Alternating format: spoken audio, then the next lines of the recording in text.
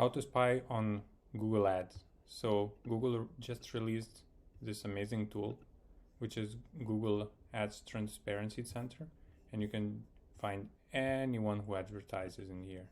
So you can choose, for example, US, and you can find, for example, any brand, and it shows you all of their ads, text ads. This is very, very cool. You can filter by different formats, text, image, video.